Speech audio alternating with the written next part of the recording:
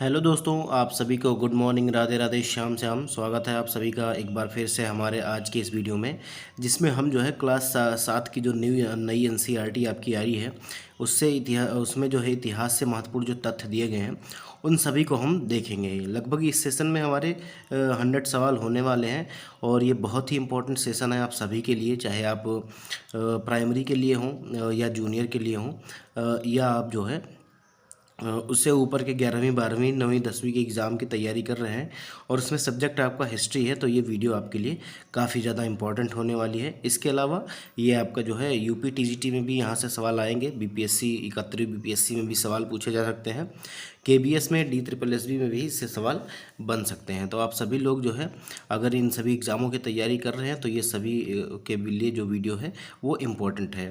देखिए, पिछली हमारी जो एनसीईआरटी आई थी वो क्लास 7 की जो है ज्योग्राफी थी, और अगर आप लोगों ने उसको नहीं देखा है तो एनसीईआरटी एक्सप्रेस नाम की प्लेलिस्ट है, आप चैनल में प्लेलिस्ट में जाके देख सकते हैं, वरना आप इस वीडियो के डिस्क्रिप्शन में भी चेक कर सकते हैं, जहां पर मैंने पूरे प्लेलिस्ट की जो है लिंक आपको प्रोवाइड कर दी है। तो आप वहां से जाके साइंस, हिस्ट्री, ज्योग्राफी सभी की वीडियो जो है एनसीईआरटी एक्सप्रेस पड़ी हुई है, आप उसको देख लीजिएगा। इसके पहले हमने क्लास 6 की साइंस भी देखी है और 7 की जो है क्लास 6 की हिस्ट्री भी देखी, इसके अलावा बिहार एससीईआरटी भी देखी, और इसके अलावा अगर हम बात करें तो हमारी हमारी जो क्लास 7 की ज्योग्राफी हमने कर ली थी, और ये हम क्लास 7 की जो है वो नई एनसीईआरटी से हिस्ट्री के प्रश्न कर रहे हैं।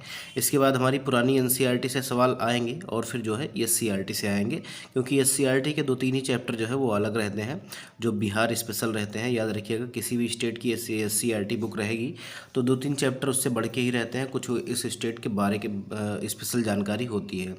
तो ये तो आज के जो है डिटेल रहा आज की क्लास का, और इसमें जो है वो लगभग 100 प्रश्न होने वाले हैं, तो हम जो है समय को बर्बाद नहीं करेंगे और सीधा अपने प्रश्नों की तरफ चलेंगे। तो वीडियो में आगे बढ़ने से पहले मैं आप सभी से कहना चाहूँगा कि अगर आप लोग हमारे चैनल पर पहली बार विजिट कर रहे हैं या देखते भी हैं रेगुलर क्लासेस, तो आप अगर चैनल को सब्सक्राइब नहीं किए हैं तो चैनल को सब्सक्राइब कर लीजिएगा, बेल आइकन को प्रेस कर लीजिएगा और हमारे टेलीग्राम चैनल से जुड़ जाइएगा, जहाँ पर आपको इसकी PDF प्रोवाइड करा दी जाएगी। देखिए, मैं आपको बता दूं कि इसमें हमको जो है 4 चैप्टर से सवाल मिलने वाले हैं। देखिए, अब जो बुक आ रही है वो क्लास 6, 7 और 8 की जो है SST के नाम से बुक आ रही है, सोशल साइंस की, और इसी में आपको हिस्ट्री और ज्योग्राफी, हिस्ट्री, पॉलिटी और इकोनॉमिक्स सारा कुछ जो है देखने को मिलता है। इसमें चैप्टर वाइज जो है डिवाइड कर दिया गया है, तो 1 से लेकर 3 चैप्टर आपके जो है ज्योग्राफी के हैं, और उसके बाद से जो चौथा, पाँचवा, छठवां और 7वां चैप्टर है ये हमारा इतिहास का है, जिसमें से हमारा पहला चैप्टर क्या है इतिहास का, तो ये है new beginning, cities and state. अब देखिए, मैंने इंग्लिश में क्यों लिखा है, क्योंकि अभी जो है वो एनसीईआरटी जो है इंग्लिश में ही आई है, और कह रहा है नई शुरुआत, आपका जो शहर और राज्य जो बसे थे, जैसे जन से जनपद बना, और इसमें जो मौर्य एम्पायर था, इसी सब को हम देखेंगे इसमें। इसके बाद कह रहा है राइज ऑफ एम्पायर, मतलब साम्राज्यों के उदय, कौन कौन से नए साम्राज्य बने, जैसे 16 महाजनपद हो गए, ठीक है, इनमें कौन सबसे शक्तिशाली था, तो ये सारी चीज़ें हम देखेंगे। इसके बाद कह रहा है एज ऑफ रीऑर्गेनाइजेशन, मतलब पुनर्बसा, जो पुनर्संगठित होने या बसने की जो प्रक्रिया है, इसका हम देखेंगे, इसका टाइम पीरियड क्या था। और इसके बाद जो आखिरी चैप्टर हमारा रहेगा वो रहेगा गुप्ता इरा, मतलब जो गुप्त काल था, ये एज ऑफ टायरलेस क्रिएटिविटी, मतलब ये जो है क्रिएटिविटी का काल था, और इससे संबंधित सवाल जो है हम देखने वाले हैं। तो हम जो है चलते हैं अपने प्रश्नों की तरफ। हमारे सेशन का जो पहला सवाल है, देखिए अभी आपको जो है सवाल 0 लेवल से मिलेंगे, और एकदम नॉर्मल से प्रश्न मैंने बनाए हुए हैं, और धीरे धीरे जैसे आप वीडियो में चलेंगे आपको जो है प्रश्नों का लेवल बढ़ता हुआ दिखाई पड़ेगा। तो हमारा पहला सवाल क्या कह रहा है, कह रहा है भारत का द्वितीय नगरीकरण किस क्षेत्र में शुरू हुआ। तो द्वितीय नगरीकरण किसे कहते हैं, जब जन से जनपद बनने लगे थे और छोटे छोटे शहर जो है ग्रामीण क्षेत्रों में परिवर्तित हो रहे थे, छोटे छोटे बस जो आपका जहाँ लोग जाके बस जा रहे हैं, तो पहले जन से जन बने, फिर जन से जनपद बना, और फिर महाजनपद बना। तो इसी टाइम पीरियड को हम क्या कहते हैं, तो इसी टाइम पीरियड को हम द्वितीय नगरीकरण कहते हैं। तो इसकी शुरुआत हुई थी आपका, देखिए, और ये किस क्षेत्र में हुआ था ये आपसे पूछ रहा है। तो इसका जो शुरुआत हुआ था वो आपका गंगा का मैदानी क्षेत्र था, बिहार और इसके आसपास के इलाका उत्तर प्रदेश, याद रखिएगा। इसी में जो है वो 16 महाजनपद के क्षेत्र जो है वो देखे जाते हैं। तो इसका बी विकल्प जो है वो हमारा सही हो जाएगा। हमारा अगला सवाल क्या कह रहा है कि जनपद शब्द का अर्थ क्या है। जनपद शब्द का अर्थ क्या है, तो आप सभी लोग जानते होंगे, बहुत ही आसान सा सवाल है। देखिए जनपद क्या होता है, तो लोगों द्वारा जहाँ पे बड़ी समूहों में जो लोग बस गए उसी को क्या कहते हैं, उसी हम जनपद कहते हैं। याद रखिएगा, लोगों द्वारा बसाया गया क्षेत्र जो है इसे ही हम क्या कहते हैं, जनपद कहते हैं। तो इसका सी विकल्प जो है वो हमारा सही हो जाएगा। देखिए ये आपके जो है 16 महाजनपद दिए गए हैं। आप एक बार जो है एनसीईआरटी आप लोग जरूर पढ़िएगा, क्योंकि जब आप उसको पढ़ते हैं तो आपको कई चीज़ें ऐसी भी हैं जो मैं यहाँ पे आपको नहीं बता सकता हूँ। हर एक लाइन तो मैं आपको नहीं बता सकता हूँ, जो चीज़ें इंपॉर्टेंट हैं वो मैं आपको बताता हूँ। और अगर आप खुद से एक बार एनसीईआरटी पढ़ेंगे तो आपको बहुत ज़्यादा जानकारी प्राप्त होगी और आपका जो है रिविज़न भी हो जाएगा। देखिए इंद्रप्रस्थ, ठीक है। इसके बाद देखिए कुरु की राजधानी इंद्रप्रस्थ थी। उसके बाद पंचाल था, अहिछत्र था। देखिए इसमें जनपद और उसकी राजधानी भी दिया गया है। तो पंचाल था। इसके बाद अगर बात करें मत्स्य की, तो मत्स्य की जो है विराट राजधानी थी। इसके अलावा अगर हम सूरसेन की बात करें तो सूरसेन की राजधानी मथुरा थी। और पंचाल की राजधानी की बात करें तो अहिछत्र थी। और अगर कौशल की बात करें तो कौशल की राजधानी जो थी वो श्रावस्ती थी। और मल्ल महाजनपद था, इसकी राजधानी क्या थी, तो कुशीनारा थी। वैशाली की क्या थी, तो वज्जी थी, याद रखिएगा। इसके अलावा अगर हम चेदी की बात करें तो त्रिपुरी थी। और उज्जैनी की बात की जाए तो इनकी राजधानी अवंती थी। और कौशाम्बी की बात की जाए तो इनकी वत्स की जो बात की जाए तो इनकी राजधानी जो है वो कौशाम्बी थी। इसके अलावा मगध की राजधानी जो थी वो राजगिरी थी या राजगीर थी। और अंग की जो थी ये चंपा थी, याद रखिएगा। इसके अलावा आप देखिए केवल आपको दक्षिण भारत में एक ही जो है महाजनपद देखने को मिलता है, और वो कौन सा था, तो ये था आपका असमक। याद रखिएगा, असमक था। कभी कभी सवाल पूछ लेता है। ये एकमात्र महाजनपद जो दक्षिण भारत या प्रायद्वीपीय भारत क्षेत्र में अवस्थित था, तो ये आपका असमक था। इसके अलावा आप देखिए कांधार भी दिख रहा है आपका। गंधार की राजधानी क्या थी, तक्षशिला थी। और कंबोज जो है ये भी आपको देखने को मिलता है। तो ये एक प्रकार से मैंने आपके इन्फॉर्मेशन के लिए आपको 16 महाजनपद भी दिखा दिए हैं। और इसमें से कुछ इंपॉर्टेंट है, जैसे अंग का चंपा हो गया और मल्ल का कुशीनारा हो गया। ऐसे 4-5 जो है। वैसे तो आपको 16 महाजनपद और उसकी राजधानी जो है पता होनी चाहिए। यहाँ से सवाल कभी भी किसी भी एग्जाम में बन सकते हैं, तो ये आप सभी के लिए इम्पॉर्टेंट है। हमारा अगला सवाल कह रहा है कि पहला भारतीय सिक्का किस धातु से निर्मित था। पहला भारतीय सिक्का जो था ये किस धातु से निर्मित था, आपको बताना है। तो इसका जो सही जवाब हो जाएगा ये हमारा बी विकल्प सही हो जाएगा। ठीक है, बी विकल्प जो है ये सही हो जाएगा। अगला सवाल कह रहा है कि मल्ल महाजनपद की राजधानी निम्नलिखित में से कौन सी थी। देखिए जूनियर असिस्टेंट 2024 पेपर 1 में ये सवाल पूछा गया है। और अभी मैंने मैप में आपको दिखाया कि मल्ल की राजधानी क्या थी। तो देखिए इसका जो सही जवाब हो जाएगा वो हमारा कुशीनारा हो जाएगा, याद रखिएगा। और पावापुरी में जो है वो भगवान जो महावीर स्वामी थे इनका जो है वो निर्माण हुआ था, याद रखिएगा। इनको यहाँ पर जो है मृत्यु की प्राप्ति हुई थी। तो इसका डी विकल्प जो है वो हमारा सही हो जाएगा। हमारा अगला सवाल कह रहा है मगध के किस शासक ने कौशल को विजित किया था। तो मगध के किस शासक ने जो है ये कौशल को विजित किया था। तो इसका जो सही जवाब हो जाएगा आपका, कौन सा सही जवाब हो जाएगा, क्या वो बिंबिसार था या अजातशत्रु था या अशोक था या इनमें से एक से अधिक या उपयुक्त इनमें से जो है वो कोई नहीं। तो 5 का जो है वो आपका बी विकल्प सही हो जाएगा। अशोक ने जो है वो कौशल को विजित किया था, याद रखिएगा। अशोक कह रहा हूँ, अजातशत्रु ने जो है विजित किया था। तो बी विकल्प इसका सही हो जाएगा। हमारा अगला सवाल कह रहा है कि निम्नलिखित में से कौन सा बौद्ध ग्रंथ जो है इससे 16 महाजनपदों की जानकारी मिलती है। तो आप सभी को पता होगा जो अंगुत्तर निकाय है ये एक बौद्ध ग्रंथ है और इसी से जो है वो 16 महाजनपद की जानकारी आपको प्राप्त होती है। तो इसका बी विकल्प जो है वो हमारा सही हो जाएगा। हमारा अगला सवाल कह रहा है कि प्रारंभिक जो भारतीय सिक्के थे इनको क्या कहा जाता था। तो ये आपके आहत सिक्के होते थे, ठीक है, पंच कॉइन होते थे। तो इसका जो बी विकल्प होगा वो हमारा सही हो जाएगा, पंच चिन्हित सिक्के। याद रखिएगा ये कुछ इस प्रकार से दिखते थे, मैंने फ़ोटो भी लगा के रखी है। तो ये हमारे सिक्के कुछ इस प्रकार से दिखते थे और इन्हें जो है वो आहत सिक्के या पंच चिन्हित सिक्के भी हिंदी में कहा जाता था। तो बी विकल्प इसका जो है वो हमारा सही हो जाएगा। अगला सवाल कह रहा है कि प्रसिद्ध दक्षिणी राज्यों में चोल, चेर और पांड्य जो है ये किस काल में उभरे। तो इनका जो ये देखिए दक्षिण भारत के राज्यों में शासन करते थे, राज्यों कह रहा हूँ राज्य में ही, जैसे तमिलनाडु हो गया, आंध्र प्रदेश हो गया और केरल हो गया। तो यहाँ के क्षेत्रों में आपका चोल, चेर और पांड्य लोगों का शासन था। और ये कब उभरे थे, तो ये जो है 400 ईसा पूर्व जो है इनका उदय हुआ था। तो बी विकल्प जो है वो हमारा सही हो जाएगा।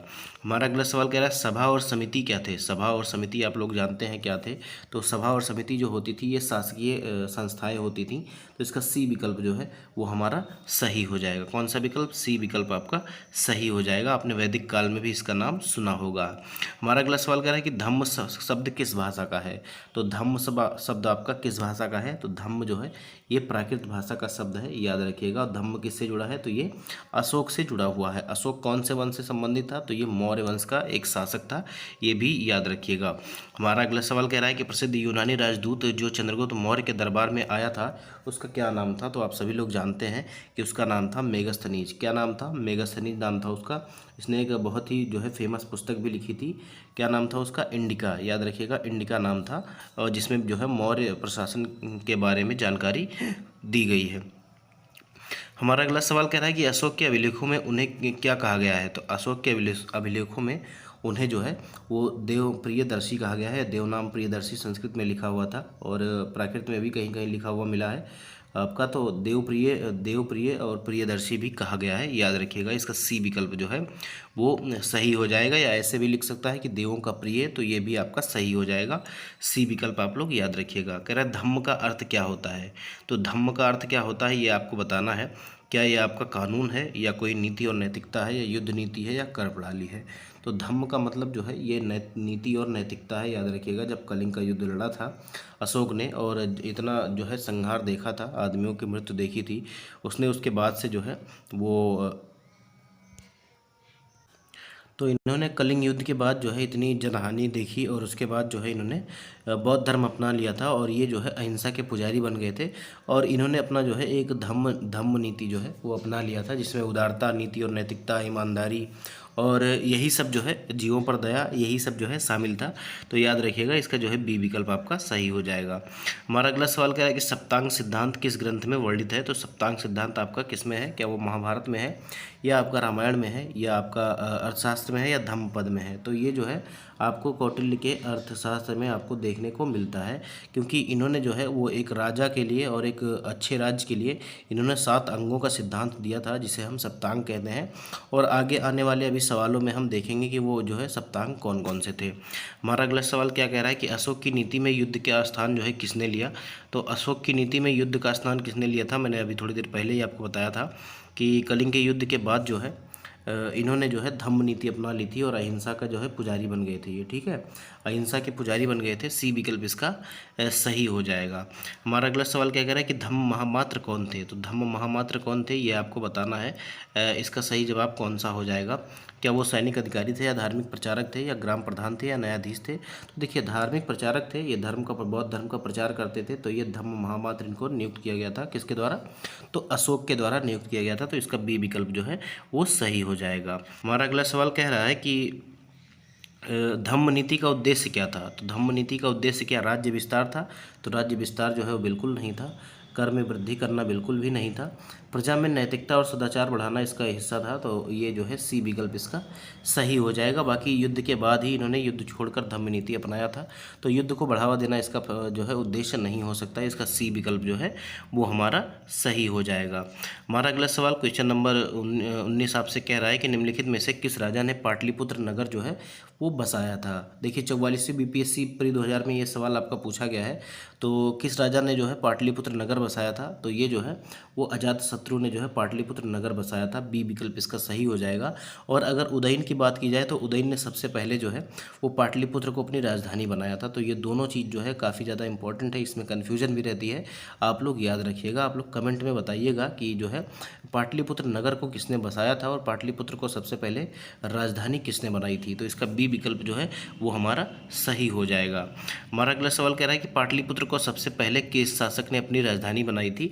तो अभी मैंने आप सभी को बताया कि पाटलिपुत्र को जो सबसे पहले राजधानी किसने बनाई थी। तो ये जो है उदयन ने बनाया था। तो डी विकल्प इसका सही हो जाएगा।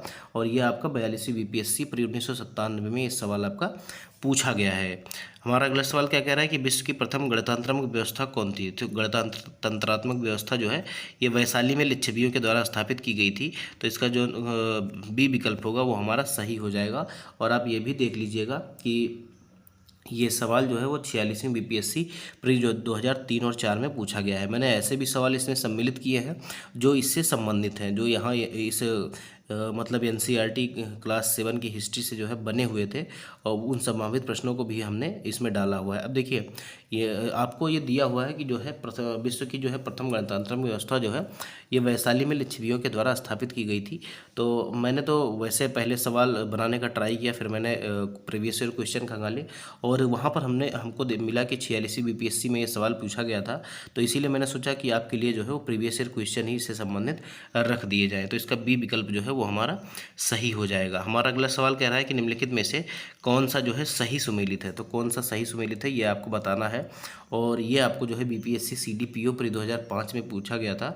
और मैंने अभी आपको मैप दिखाया था, तो उसी से हम जो है वो मिला लेंगे। अगर आपने थोड़ा सा भी ध्यान दिया होगा तो जो है आप आराम से मिला सकते हैं। देखिए, अंग की राजधानी क्या थी, तो अंग की जो है वो चंपा है, याद रखिएगा। अंग की जो है चंपा थी 16 महाजनपद वाले टाइम पीरियड में। तो पहले का हमारा 2 हो जाएगा, याद रखिएगा, पहले का हमारा 2 हो जाएगा। और अगर दूसरे की बात की जाए, कौशल की क्या थी, तो कौशल की जो है वो श्रावस्ती थी। ठीक है, कौशल की जो है वो श्रावस्ती थी। तो इसका जो है बी का हमारा 1 सही हो जाएगा, बी का हमारा 1 सही हो जाएगा। और अगर हम वत्स की बात करें, तो वत्स की हमारी जो है वो कौशाम्बी थी। वत्स की कौन थी, तो कौशाम्बी। और अगर मल्ल की बात करें, तो मल्ल की जो है वो कुशीनगर थी, याद रखिएगा। तो इसका जो है ए का 2 और बी का और बी का 1, ठीक है, याद रखिएगा।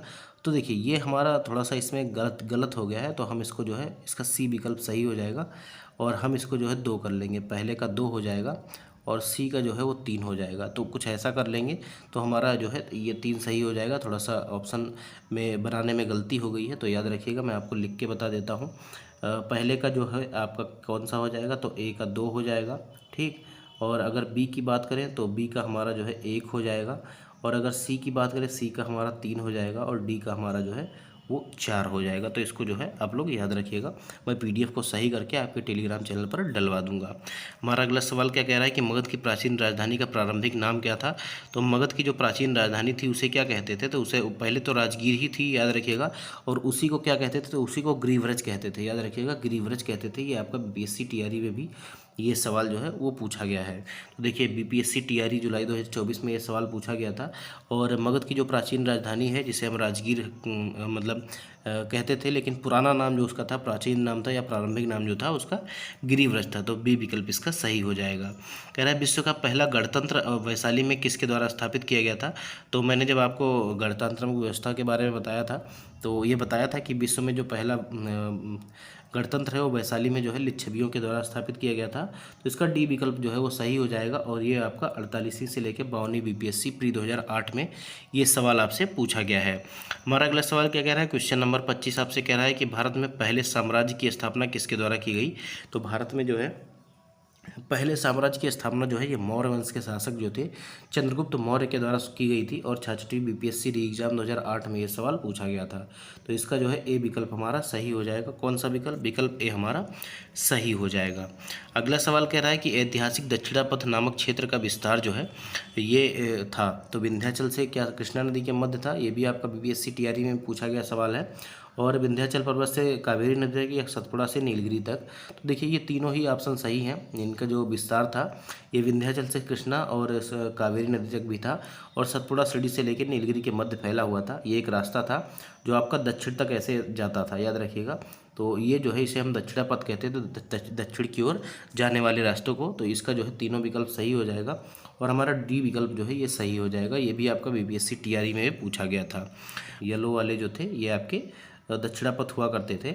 और आपके जो ऊपर वाले हैं, जो काशी और बिहार और उत्तर प्रदेश और वैशाली से गुजर रहे हैं, इन्हें हम क्या कहते थे, तो इन्हें हम उत्तरापथ कहते थे। देखिए, यहाँ पे मैप में भी आपको दिया गया है, अलग अलग कलर से जो है वो डिनोट किया गया है। अदर रूट को रेड कलर से, और येलो से जो है वो दक्षिणापथ को जो है वो दिखाया गया है। कहाँ, तो ये आप देख लीजिए, येलो कलर से जो है ये दक्षिणापथ दिखाया गया है, और ये आपका उत्तरापथ दिखाया गया है, और ये जो है आपके अदर रूट थे। ठीक है, तो ये आपका कुछ ऐसे जो है उत्तरापथ और दक्षिणापथ रास्ते हुआ करते थे।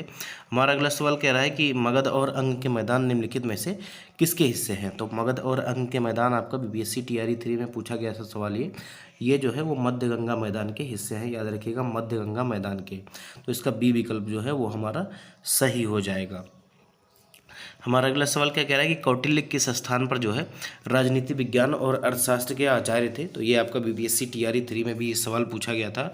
तो क्या ये नालंदा में थे, या आपका पाटलिपुत्र में थे, या आपका तक्षशिला में थे, या उपयुक्त में से एक से अधिक, या इनमें से कोई नहीं। तो ये जो आचार्य थे ये तक्षशिला में थे, याद रखिएगा। तो इसका सी विकल्प जो है वो हमारा सही हो जाएगा। हमारा अगला सवाल क्या कह रहा है, उससे पहले हम थोड़ा सा एक्सप्लेनेशन देखेंगे और आपकी एनसीईआरटी की लाइन देखेंगे। देखिए अभी एनसीईआरटी जो है इंग्लिश में आई हुई है, इसीलिए मैंने इंग्लिश की जो है कटिंग लगाई हुई है। तो मैं आपको पढ़ के सुना देता हूँ। देखिए कह रहा है according to Buddhist text Kautilya sometime refer. देखिए कौटिल्य को किस नाम से और भी जाना जाता था, चाणक्य या विष्णुगुप्त के नाम से जाना जाता था। और वह टीचर थे कहाँ पे, तो ये तक्षशिला यूनिवर्सिटी में टीचर हुआ करते थे, याद रखिएगा। हिज मतलब legendary tale began the court of Dhanananda, मतलब इनका जो समय शुरू हुआ, जो काल शुरू हुआ लीजेंडरी काल, वो आपका धनानंद के पीरियड से शुरू हुआ, जब ये धनानंद से कुछ चीज़ों के लिए मदद मांगने गए थे और उसने जो है इनको जो है बेइज्जत करके वहाँ से निकाल दिया था। और इन्होंने एडवाइस दिया था, ये क्या कहने गए थे, तो इन्होंने कुछ एडवाइस दी थी धनानंद को। इन्होंने कहा था कि अपने जो है राज्य करने का तरीका बदल दीजिए, वरना जो है आपका एम्पायर जो है वो तहस नहस हो जाएगा, आपका साम्राज्य जो है वो ख़त्म हो जाएगा।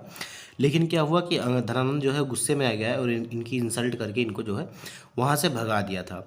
और यहीं से जो है कौटिल्य ने जो है इनको जो है धनानंद को बर्बाद करने की नीति बनाई और मगध पर जो है वो नया शासन स्थापित करने का सोच लिया था। और उन्होंने ये भी सोच लिया था कि ये जो इविल है, मतलब बुराई है जो धनानंद की, इसको जो है वो नंद वंश को इन्होंने ख़त्म करने का सोच लिया था। तो याद रखिएगा ये जो है वो तक्षशिला में अध्यापक थे। सबसे इम्पोर्टेंट बात ये है। हमारा अगला सवाल कह रहा है कि मगध साम्राज्य की समृद्धि के कारण क्या था। तो मगध साम्राज्य की समृद्धि का कारण आपको इनमें से कौन था ये बताना है। कह रहा है कि ये गंगा मैदान में स्थित था और इसकी जो गंगा मैदान की उर्वर भूमि इसके पास थी। तो ये पहला स्टेटमेंट बिल्कुल सही हो जाएगा। जंगल से जो है लकड़ी और हाथी की उपलब्धता मिल जाती थी, क्योंकि आसपास जंगल के क्षेत्र भी थे। तो यहाँ से जो है इनको हाथी और लकड़ी भी मिल जाते थे, और पहाड़ियों से इन्हें लौह अयस्क और खनिजों का मिलना भी, ये तीनों जो कारण हैं ये आपका सही है। इसीलिए आपका डी विकल्प जो है वो सही हो जाएगा। ठीक है, डी विकल्प जो है वो सही हो जाएगा। हमारा अगला सवाल कह रहा है, उससे पहले हम थोड़ा सा जो है इसका, मैंने आपको जो अभी आंसर बताए वो मैं आपको बता देता हूँ कि वो मैंने कहाँ से लिया था। तो ये आपकी लाइंस हैं आपकी एनसीईआरटी की। रिसोर्स रिच गंगा प्लेन, मतलब जो रिसोर्स से समृद्ध था गंगा का मैदान, वहाँ पे स्थित था। विद फर्टाइल लैंड, मतलब उर्वर भूमि के साथ जो है ये वहाँ पे जो है स्थित था, और इसके पास जो है उर्वर भूमि थी। और कह रहा है फॉरेस्ट से इसको जो है और टिम्बर और एलिफेंट जो है ये सब मिल जाते थे। और इन्हें जो है वो आयरन इन्होंने जो है आयरन ट्रांसफॉर्म करने की जो है टेक्नोलॉजी भी सीख ली थी, मतलब लोहे को जो है ये परिवर्तित कर सकते थे किसी भी रूप में, और एग्रीकल्चर और वार में उसका जो है इस्तेमाल करते थे।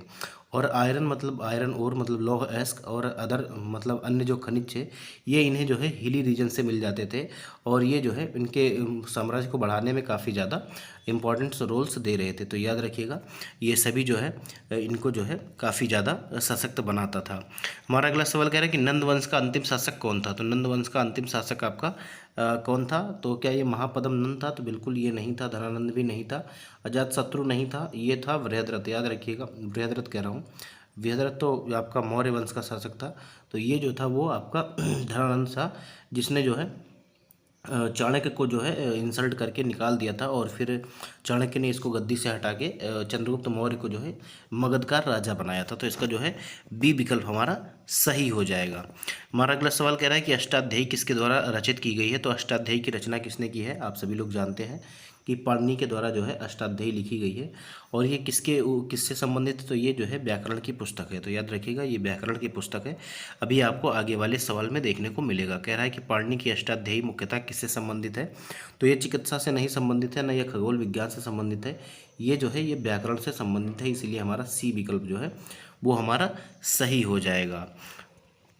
देखिए कह रहा है कि आपको ऐसे एक मतलब एक पेज पे दिया गया है। कह रहा है कि द फेम्ड, मतलब संस्कृत ग्रामेरियन थे ये संस्कृत के जो है व्याकरण के लिए इन्होंने एक बुक लिखी थी। उसका क्या नाम था, तो उसका नाम था अष्टाध्यायी। याद रखिएगा अष्टाध्यायी। और इसमें जो है इन्होंने 3996 शॉर्ट लिखे हैं, सूत्र लिखे हैं, याद रखिएगा। ठीक है। और ये जो है लगभग 5 ईसा पूर्व इन्होंने ये जो हुए थे और उन्होंने जो है अष्टाध्यायी की रचना की थी। तो सबसे इम्पोर्टेंट बात यह है कि आपको जो है ये याद रखना है कि पाणिनि ने किसकी रचना की थी। तो पाणिनि का जो रचित ग्रंथ है या आपकी किताब है वो आपकी अष्टाध्यायी है। और ये किससे संबंधित है? तो ये संस्कृत व्याकरण से संबंधित है, याद रखिएगा। हमारा अगला सवाल कह रहा है कि अलेक्जेंडर कहाँ का राजा था? अलेक्जेंडर, जिसको हम सिकंदर के नाम से जानते हैं, वो कहाँ का राजा था? तो क्या वो बेबीलोनिया का था, या आपका मैसेडोनिया का था, या मिस्र का था, या फ्रांस का था? तो ये जो शासक था वो कहाँ का था? तो ये मैसेडोनिया का शासक था, याद रखिएगा। और ये जो है आपका भारत को विजिट करने के लिए आया हुआ था। अब देखिए, पहले के जो इतिहास आपके जो शासक थे वो इतिहासकार लेके चलते थे। और ऐसा कहा जाता है कि ये जो है जब आपका उत्तर पश्चिम से जब ये आया था तो इसका जो युद्ध हुआ था वो पोरस से हुआ था। ठीक है, महाराजा पोरस जो आपके कश्मीर के शासक थे उस समय और उस क्षेत्र के, तो वहाँ पे इनको जो है आपको देखने को मिला था कि इनका युद्ध हुआ था। और ऐसा इतिहास इसके इतिहासकार जो लिखते हैं वो लिखते हैं कि इन्होंने जो है वो उसको पराजित कर दिया था। लेकिन सच्चाई ये है, जो भारतीय इतिहासकार बताते हैं, कि ये जब आया और इसने जब झेलम नदी को पार किया तो ये क्या हुआ था कि ये डर गया था। कैसे? तो देखिए, ये डर क्यों गया था? अब आप में से कुछ लोग हंसेंगे कि ये डर गया था। देखिए, डर इसलिए गया था क्योंकि इसने कभी हाथियों की फ़ौज नहीं देखी थी।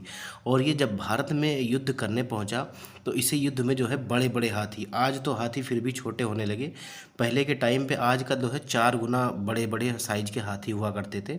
तो इसकी सेना में जो है भागदड़ मच गया था। ऐसा भारतीय इतिहासकार जो है लिखते हैं कि इसकी सेना में जो है वो भागदड़ मच गया था और ये जो है वहाँ से भाग गया था। ये कई बार जो है 1-2 बार इन्होंने हमला करने की सोची, लेकिन ये पराजित हो गए। और उसके बाद जो है इनके जो सैनिक थे वो झेलम को पार नहीं कर पाए, बहाव भी ज़्यादा था। और इसके अलावा जो है इनको वापस लौटना पड़ा। और वापस लौटते टाइम कुछ ऐसा एक्सीडेंट हुआ था कि ये जो है वो फिर से जो है मैसिडोनिया भी नहीं पहुँच पाया था, इसकी मृत्यु हो गई थी, याद रखिएगा। तो इसका जो है बी विकल्प आपका सही हो जाएगा। अलेक्जेंडर जो था ये आपका जो है मैसिडोनिया का राजा था। तो बी विकल्प जो है वो आपका सही हो जाएगा। हमारा अगला सवाल क्या कह रहा है कि मेगास्थनीज किसके शासनकाल में जो है, या किसका शासक के दरबार में मेगास्थनीज किस शासक के दरबार में जो है वो भारत आया था? तो ये थोड़ा सा गलत हो गया है, इसको आप जो है वो काट दीजिएगा, ये किसके नहीं होगा। ये मेगास्थनीज किस शासक के दरबार में भारत आया था? तो आप सभी लोग जानते हैं मेगास्थनीज जो है सेल्यूकस निकेटर का एक दूत था जो चंद्रगुप्त मौर्य के दरबार में आया था। बी विकल्प जो है इसका वो सही हो जाएगा। कौन सा? बी विकल्प इसका सही हो जाएगा। हमारा अगला सवाल क्या कह रहा है कि कौटिल्य ने एक सफल राज्य की स्थापना के लिए कितने आवश्यक तत्व बताए थे? तो अभी आपने सप्तांग सिद्धांत देखा था, तो इन्होंने जो है एक सफल राज्य के लिए जो है वो 7 आवश्यक तत्व बताए थे। 7 आवश्यक तत्व बताए थे जिसे हम सप्तांग के नाम से जानते हैं, सप्तांग सिद्धांत के नाम से जानते हैं। देखिए, ये सप्तांग सिद्धांत कौन से थे? तो एक तो राजा होगा, ठीक है, जिसे हम किंग कहते थे या स्वामी कहते थे। इसके अलावा जो है इनके इनके जो है मिनिस्टरों का एक संघ होगा जिसे हम अमात्य कहते थे, ठीक है। इसके अलावा जो है आपका territory of the state along with the population, मतलब जनपद होते थे, ठीक है, जनपद होते थे। इसके अलावा जो है आपका दुर्ग होते थे जहाँ पे जो है राजा का निवास होता था, और अलग थोड़ा सा बहुत शहर होते थे। इसके अलावा जो है ये दंड होता था जिसमें आपका फोर्सेज होती थी, ये याद रखिएगा। और इसके अलावा आपका कह रहा है कि आपका जो है ये आपका वित्त भी होना चाहिए, जिसे हम कोष कहते हैं। ये आपका वित्त विभाग भी होना चाहिए आपकी प्रजा के लिए और राज्य के लिए। और इसके अलावा जो है मित्र मित्र भी होना चाहिए, मतलब किसी कैसे भी करके आप जो है अपने आसपास के क्षेत्रों से मित्रता बना के रखें और उनको जो है काफ़ी ज़्यादा अपने करीब रखें, ताकि आपका जब कभी भी किसी से युद्ध हो तो ऐसे सारे लोग एकजुट होकर आपका साथ दे सकें। तो ये जो है आपके सप्तांग सिद्धांत थे किसके? कौटिल्य के, याद रखिएगा। हमारा अगला सवाल कह रहा है कि कौटिल्य ने निम्न में से कौन सा सिद्धांत दिया? कौटिल्य ने निम्नलिखित में से कौन सा सिद्धांत दिया? तो ये आप सभी लोगों ने देखा कि इन्होंने सप्तांग सिद्धांत दिया था। ये तो इसका ए विकल्प जो है ये हमारा सही हो जाएगा। दोस्तों, वीडियो में आगे बढ़ने से पहले मैं आप सभी से कहना चाहूँगा कि अगर आप लोगों ने अभी तक वीडियो को लाइक नहीं किया है तो वीडियो को लाइक कर दीजिएगा और चैनल को सब्सक्राइब कर दीजिएगा और अपने दोस्तों में ज़्यादा से ज़्यादा शेयर कर दीजिएगा, क्योंकि वीडियो अब तक पहुँचाने में काफ़ी ज़्यादा मेहनत लगती है। हमारा अगला सवाल क्या कह रहा है कि किस शासक ने युद्ध छोड़कर अहिंसा का पथ अपना लिया। तो किस शासक ने ऐसा किया था, तो ये अशोक ने किया था, याद रखिएगा। इसका बी विकल्प जो होगा वो हमारा सही हो जाएगा। कौन से शासक ने किया था, अशोक ने। किसके बाद, तो कलिंग युद्ध के बाद इन्होंने जो है अहिंसा का पथ अपना लिया था। हमारा अगला सवाल कह रहा है कि अशोक ने बौद्ध धर्म के प्रचार के लिए मिशनरी भेजे थे। तो कहाँ पे भेजे थे, तो इन्होंने जो है मध्य एशिया भी भेजा था और थाईलैंड भी भेजा था और आपका जो है श्रीलंका भी भेजा था। तो इसीलिए आपके डी विकल्प जो है वो सही हो जाएगा। कौन सा विकल्प, विकल्प डी आपका सही हो जाएगा। हमारा अगला सवाल कह रहा है कि देखिए, उसके पहले हम थोड़ा सा इसका एक्सप्लेनेशन देख लेंगे। वैसे तो मैंने आपको पहले ही बताया है कि ये जो है एनसीईआरटी अभी तक जो है इंग्लिश में ही आई हुई है। तो मैं इंग्लिश में आपको समझाने का प्रयास करूँगा, मैं हिंदी में बोलूँगा, आप देखते रहिएगा। देखिए मौर्य वंश का एक शासक था जिसका क्या नाम था, अशोक था। 268 बीसी से 232 बीसी तक इनका शासन था और ये चंद्रगुप्त मौर्य के जो है पोते थे, ग्रैंडसन थे। Who came to be credited with the major administrative and, देखिए इन्होंने प्रशासनिक और धार्मिक सुधार किए, याद रखिए। और बिगिनिंग ऑफ द रीजन, मतलब जब इनका समय जो है शुरू हुआ तो इन्होंने जो है वो बहुत एम्बिशियस थे और ये जो है अपने क्षेत्रों का जो है विस्तार करना चाहते थे। इसके अलावा इनका शासन कहाँ कहाँ था, तो देखिए इंटायर द इंडियन सब कॉन्टिनेंट, मतलब भारतीय उपमहाद्वीप के अधिकतर भागों पर इनका जो है शासन था। लेकिन कहाँ नहीं था, एक्सेप्ट फॉर साउथर्न मोस्ट, मतलब दक्षिणी, एकदम जो दक्षिणी बिंदु होता है वहाँ पे नहीं था, एकदम दक्षिणी क्षेत्र में यहाँ पे इनका शासन नहीं था। बट इंक्लूडिंग, मतलब आज के प्रेजेंट डे का बांग्लादेश, पाकिस्तान और अफगानिस्तान जो है इसमें सम्मिलित थे। याद रखिएगा, इनका जो है शासन क्षेत्र जो है यहाँ तक फैला हुआ था। हमारा अगला सवाल कह रहा है कि निम्नलिखित में से कौन सा क्षेत्र अशोक के साम्राज्य में शामिल नहीं था। तो देखिए अभी मैंने आपको बताया कि आज का जो बांग्लादेश है, पाकिस्तान और अफगानिस्तान, ये सभी इनके जो है क्षेत्र में शामिल हुआ करते थे। लेकिन जो आपका भारत का दक्षिणी भाग है ये इनके साम्राज्य में शामिल नहीं था। अभी मैंने आपको पढ़ के सुनाया है। तो इसका सी विकल्प जो है वो हमारा सही हो जाएगा। हमारा अगला सवाल कह रहा है कि अशोक ने कलिंग युद्ध अपने शासन के कौन से वर्ष लड़ा। तो कलिंग युद्ध कब लड़ा था ये आपको बताना है। तो इसका जो सही जवाब हो जाएगा वो आपका हो जाएगा 8वें, लगभग 261 बीसी में ये आपका कलिंग युद्ध हुआ था। और ये जो है अशोक ने राजा बनने के 8वें वर्ष में जो है ये युद्ध लड़ा था। और इसके बाद इन्होंने हिंसा को छोड़कर जो है अहिंसा अपना लिया था और धम्म नीति का प्रचार प्रसार करना शुरू कर दिया था और बौद्ध धर्म अपना लिया था। हमारा अगला सवाल कह रहा है, क्वेश्चन नंबर 41 कह रहा है, इतिहासकारों ने किस सम्राट को महान संदेशक की संज्ञा दी है। तो देखिए, क्योंकि सबसे ज़्यादा दूत अपने बौद्ध धर्म के प्रचार प्रसार के लिए अशोक ने थाईलैंड और श्रीलंका और मध्य एशिया में भेजे थे, इसीलिए इतिहासकारों ने इन्हें क्या कहा, तो इन्हें जो है महान संदेशक कहा। किसे, तो अशोक को। सी विकल्प जो है आपका सही हो जाएगा। क्वेश्चन नंबर 42 आपसे क्या कह रहा है कि अशोक के शिलालेखों में मुख्यतः जो है कौन सी लिपि इस्तेमाल हुई है या कौन सी लिपि का प्रयोग हुआ है।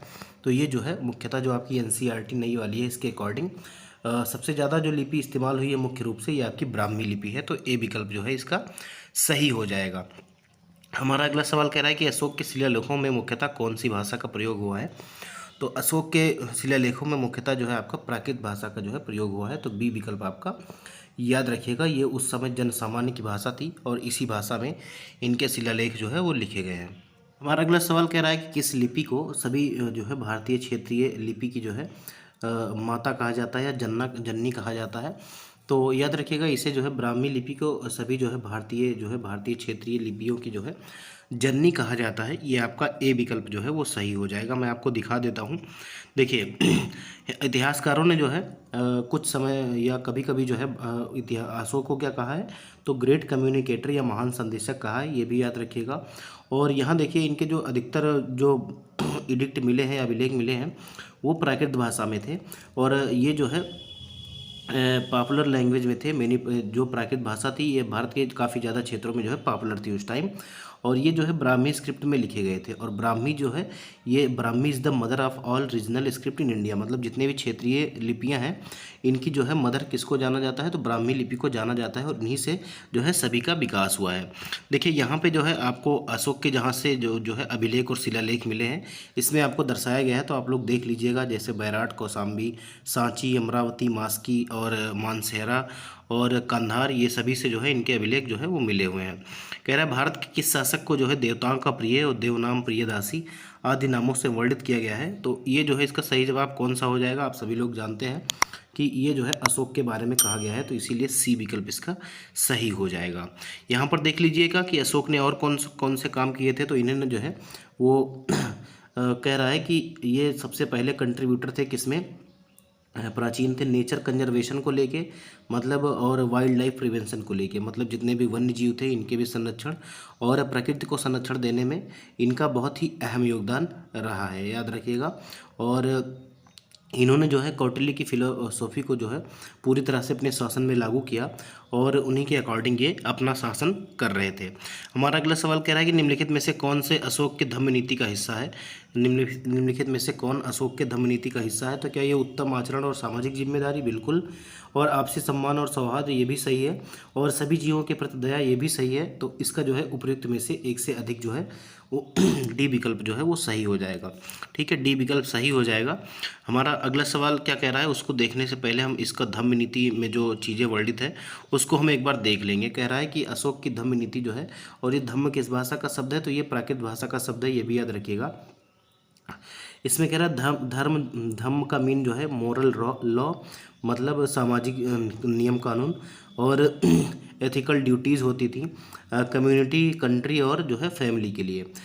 इसमें जो है आपका जो है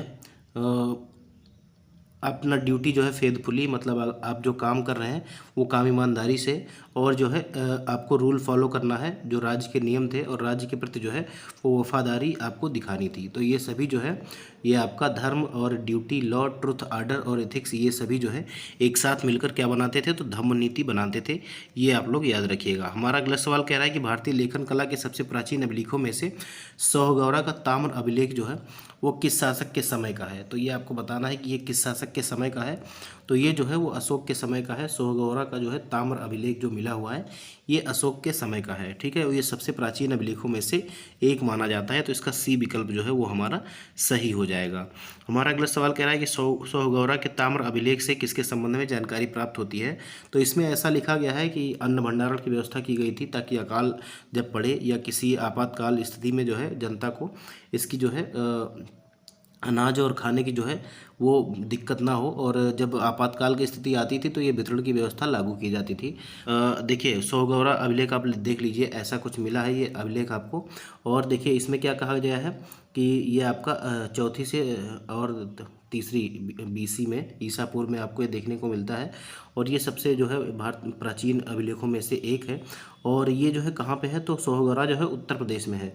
इसमें जो है प्राकृत भाषा में ब्राह्मी स्क्रिप्ट में ये लिखा गया है, और इसमें ये भी लिखा गया है और ये भी बताया जाता है कि ये जो है चंद्रगुप्त मौर्य के टाइम पर ये आपका दिखाया गया था। ठीक है, चंद्रगुप्त मौर्य के टाइम का है ये, जिसमें आपको क्या क्या कहा गया है। तो इसमें कहा गया है कि ग्रेनरी आपका जो है जहाँ पे अनाज को इकट्ठा किया जाता है उसके सबूत मिले हैं। और ये जो है आपका स्टोर करना और इंश्योर करना आपकी फूड सिक्योरिटी को, जब आपका टाइम ऑफ क्राइसिस, मतलब अगर आपातकाल की स्थिति आती है तो आपका अन्न वितरण की जानकारी जो है यहाँ से आपको मिल सकती है। तो इसका जो है कौन सा सवाल आपका सही हो जाएगा, तो ये जो हो जाएगा आपका इसमें से बी विकल्प सही हो जाएगा। याद रखिएगा गलती से मैंने आपको अशोक बता दिया था, तो 47 का जो है वो बी सही हो जाएगा। ये जो है वो चंद्रगुप्त मौर्य के टाइम का है, याद रखिएगा बी विकल्प जो है वो हमारा सही हो जाएगा।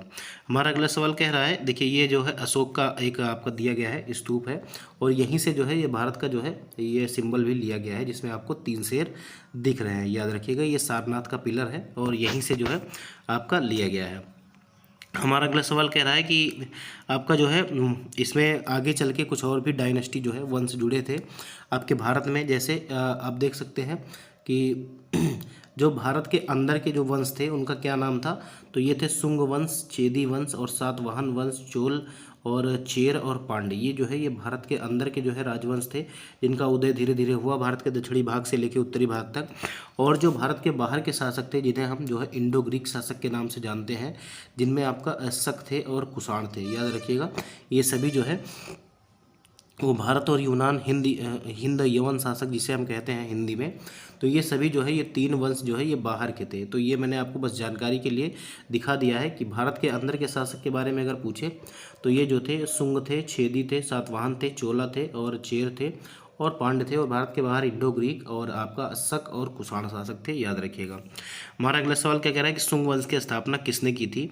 तो शुंग वंश की स्थापना जो है वो पंडित पुष्यमित्र शुंग ने की थी। तो पुष्यमित्र जो है ये सही हो जाएगा। देखिए क्या हुआ था कि जब अशोक ने जो है अपने शासन के 8वें वर्ष में जब कलिंग युद्ध लड़ा, उसके बाद इन्होंने क्या हुआ कि बौद्ध धर्म अपना लिया और ये अपने धम्म नीति का प्रचार प्रसार करने में लग गए। धीरे धीरे क्या हुआ था कि आपका मौर्य साम्राज्य कमज़ोर होता चला गया और इनके सभी शासक जो है बौद्ध धर्म का पाठ पढ़ते चले गए और अहिंसा जो है उसका पाठ पढ़ते चले गए और इनका राज्य जो है वो कमज़ोर होता चला गया। सभी लोग आक्रमण करते, राज्य को छीन लेते और ये जो है युद्ध न करने की सलाह देते थे। तो इनका एक सेनापति था पुष्यमित्र शुंग। इन्होंने देखा कि ऐसे तो है राज्य जो है लुट जाएगा, सभी हर जगह जो है वो विरोध करना सब लोगों ने शुरू कर दिया था। तो इन्होंने क्या किया कि मौर्य वंश का जो अंतिम शासक था जिसका नाम था बृहद्रथ, उसकी जो है हत्या कर दी और शुंग वंश की स्थापना की। तो ये सारी कहानी थी। उम्मीद है कि आप लोग जानते होंगे, अगर नहीं जानते हैं तो जान लीजिएगा कि बृहद्रथ को मार के जो है आपका पुष्यमित्र शुंग ने जो है शुंग वंश की स्थापना की थी। देखिए पुष्यमित्र शुंग वाज फाउंडर या फाउंडेड जो है शुंग डायनेस्टी, इन्होंने शुंग वंश की स्थापना की और इन्होंने जो है नॉर्थ और सेंट्रल रीजन पर मतलब उत्तर और मध्य भारत पर इन्होंने शासन किया और इन्होंने जो है अश्वमेध यज्ञ भी किया और इन्होंने वैदिक रिचुअल्स का मतलब वैदिक जो प्रथाएं थी उसका जो है आपका संचालन किया और एज अ मोस्ट पावरफुल इसने अपने आप को जो है बहुत ही जो है मजबूत शासक के रूप में स्थापित किया। इसके अलावा इन्होंने जो है मगध को बाहरी आक्रमण से भी बचाया और जो है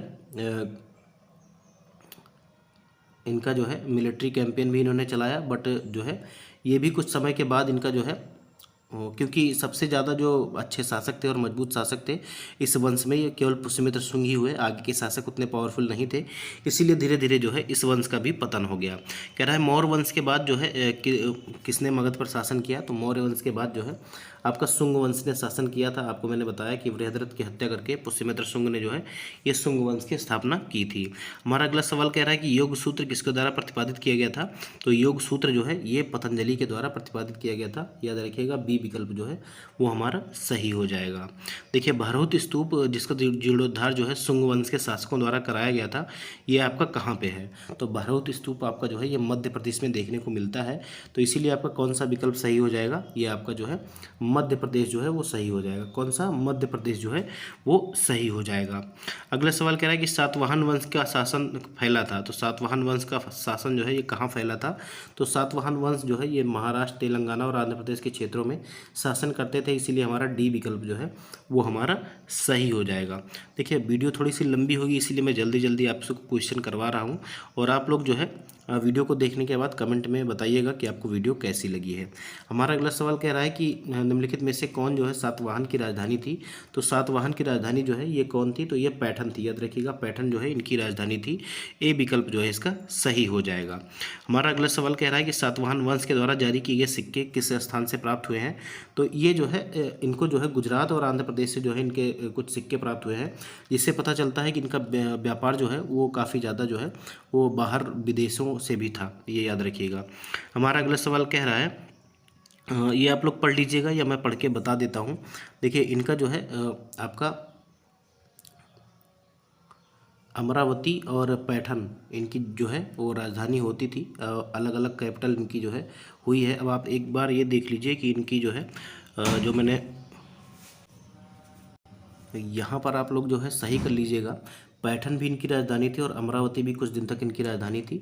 तो आपका जो है डी विकल्प इसका सही हो जाएगा, याद रखिएगा डी विकल्प सही हो जाएगा। आपका एनसीईआरटी में लिखा हुआ है, कहाँ पे लिखा हुआ है मैं आपको बताता हूँ। देखिए इनका शासन कहाँ पे था? तो आंध्र प्रदेश, तेलंगाना और महाराष्ट्र में। देखिए प्रेजेंट डे का जो है आंध्र प्रदेश और तेलंगाना और महाराष्ट्र इनका कैपिटल जो है डिफरेंट कैपिटल सिटीज़, जिसमें आपका कौन कौन सा आता है? द मोस्ट फेमस और अमरावती एंड प्रतिष्ठित जिसे हम पैठन कहते थे, याद रखिएगा। Trade and commerce appear to have flourished in the Satavahana वंश, मतलब इनका जो है ट्रेड और जो है कॉमर्स इनका काफ़ी ज़्यादा पॉपुलर था। तो ये याद रखिएगा, इनकी जो राजधानी थी वो 2 राजधानी थी, पैठन और अमरावती, याद रखिएगा। हमारा अगला सवाल कह रहा है निम्नलिखित में से किस वंश के शासकों के नाम से नाम के आगे जो है उनकी माता का नाम जो है लिखा मिलता है। तो किस वंश के शासकों के नाम के आगे उनकी माता का नाम लिखा मिलता है? तो ये जो है वो सातवाहन वंश के थे। जैसे आपने सुना होगा गौतमीपुत्र सातकर्णी, ऐसे करके जो है इनके नाम मिलते हैं। तो इनके नाम के आगे जो है वो सबसे पहले इनकी माता का नाम होता था, याद रखिएगा। तो इसका बी विकल्प जो है वो सही हो जाएगा। हमारा अगला सवाल कह रहा है, उसके पहले हम थोड़ा सा जो है एक्सप्लेनेशन देखेंगे इसका। कह रहा है लाइफ अंडर द सातवाहन, मतलब ज़िंदगी कैसी थी। तो in the Satavahana tradition prince were after named after their often named after their mothers. देखिए, सबसे पहले इनके नाम के आगे इनकी माता का नाम आता था। जैसे गौतमी पुत्र जो है Satakarni was named of his mother Gautami Balashri. Gautami Balashri इनकी माता थी, और सातकर्णी के आगे जो है इनकी माता का नाम जैसे गौतमी पुत्र सातकर्णी लगता था। She was a powerful queen who donated land to Buddhist monk. इन्होंने जो है बुद्धिस्ट साधुओं को जो है लैंड भी डोनेट किए थे। और इनका जो है एक इंस्क्रिप्शन जो है इनसे संबंधित आपको नासिक में मिलता है। नासिक की एक गुफा अभिलेख है, उसमें मिलता है। ठीक है। हमारा अगला सवाल क्या कह रहा है कि नाने घाट गुफा अभिलेख से निम्न में से कौन सी जानकारी प्राप्त होती है? तो विधवा रानी के अश्वमेध यज्ञ एवं वैदिक अनुष्ठान करने की, या इंद्र चंद्र और सूर्य जैसे वैदिक देवताओं की, या आपका आधुनिक अंकों के भारत में उत्पत्ति की। तो ये तीनों स्टेटमेंट जो है सही हो जाएंगे। देखिए, नाने घाट गुफा अभिलेख से ये जानकारी मिलती है कि विधवा रानी भी जो है अश्वमेध यज्ञ कर सकती थी और वैदिक अनुष्ठान कर सकती थी। और यहाँ पर इंद्र चंद्र और सूर्य जैसे वैदिक देवी देवताओं का भी उल्लेख किया गया है। इसके अलावा आधुनिक जो अंक हैं, जैसे अभी मैं आपको दिखाऊंगा इमेज में, इनका मानना है कि इनकी जो उत्पत्ति हुई थी ये आपका जो है भारत में हुई थी। तो इसीलिए हमारा डी विकल्प जो है यहाँ पे सही हो जाएगा। कौन सा विकल्प? डी विकल्प जो है वो सही हो जाएगा।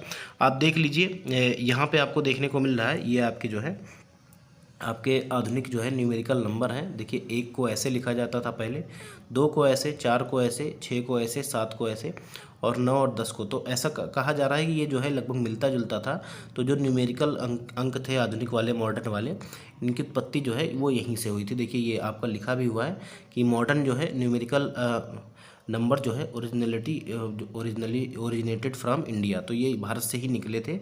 और यहाँ पे देखिए क्या कह रहा है, नाने घाट में आपका जो है सातवाहन विडो क्वीन हुई रिमार्केबली परफॉर्म सेवरल वैदिक रिचुअल्स इंक्लूडिंग द अश्वमेध यज्ञ। ठीक है, तो इन्होंने जो है वैदिक रिचुअल भी किए और अश्वमेध यज्ञ भी किए। ये आपका नाने घाट इंस्क्रिप्शन से आपको मिलता है, पता चलता है। और यहाँ पे जो है